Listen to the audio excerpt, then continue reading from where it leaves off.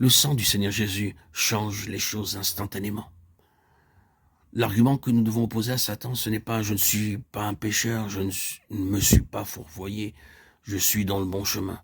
Nous savons bien au fond ce que nous devons penser de tel argument. La voici la vraie réponse, la seule qui nous sortira de peine. Si dans la foi au précieux sang, nous nous tournons vers le Seigneur dans un mouvement de sincère repentance, confessant notre faute sans chercher à la diminuer, si notre cœur est vraiment douloureusement étreint par la tristesse que nous avons d'être tombés, alors le sang du Seigneur Jésus opère et manifeste toute sa puissance en nous purifiant de tout péché. Il ressaisit immédiatement en notre lieu et place le terrain dont l'ennemi s'était emparé. Mais souvenez-vous que vous avez une arme et servez-vous-en. Vous devez en connaître le maniement, vous devez avoir foi en elle, foi dans le sang précieux. Cette foi dans le précieux sang du Seigneur Jésus qui constitue le bouclier dont parle l'apôtre Paul aux Éphésiens. Il reçoit notre place, les traits enflammés du malin, sans en laisser passer aucun.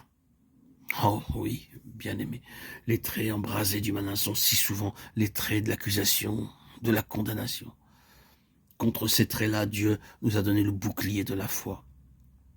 Mais souvenons-nous que c'est la foi dans la vertu et l'efficacité du précieux sang de Jésus, même lorsque nous avons glissé ou trébuché. La victoire sur l'ennemi qui, par le sang, nous a été acquise une fois pour toutes, doit être maintenue. Et c'est la foi au sang qui nous maintiendra dans la victoire à l'heure de l'accusation. C'est donc surtout avec l'accusateur que le pécheur racheté se trouve aux prises. La tactique constante de l'adversaire est de nous ramener dans son ancien domaine de condamnation et de mort. Mais il n'y parviendra pas si nous maintenons constamment la position que nous avons prise au début, qui est une position de justification par son sang. Il n'y a plus de condamnation là où il y a la foi dans le sang du Seigneur Jésus. C'est dans ce sens que le sang est une arme. Voyez Apocalypse 12, 11, nous y lisons « Ils l'ont vaincu à cause du sang de l'agneau ». La version seconde que nous donnons ici mérite d'être notée dans ce passage à cause de sa précision.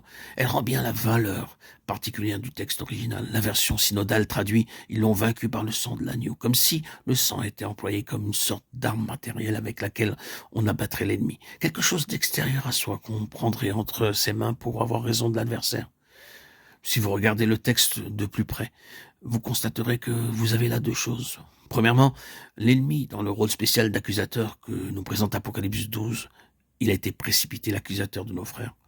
L'accusateur des frères est là, et c'est sous ce jour spécial que l'ennemi apparaît ici. Et la contrepartie, la voici. Ils l'ont vaincu à cause du sang de l'agneau.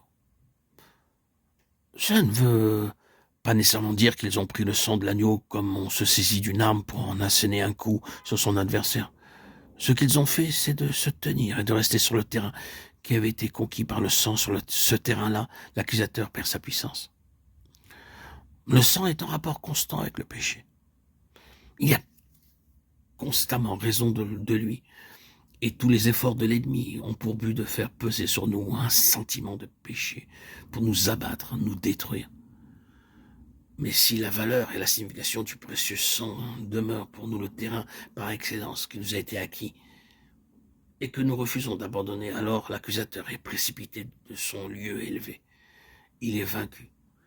Et nous sommes vainqueurs nous-mêmes, non pas en raison de je ne sais quelle puissance objective qui s'appellerait le sang, mais parce que dans nos cœurs, nous avons pris position et refusons d'abandonner cette position prise, qui s'appelle la justification par son sang. Ils l'ont vaincu à cause du sang de l'agneau.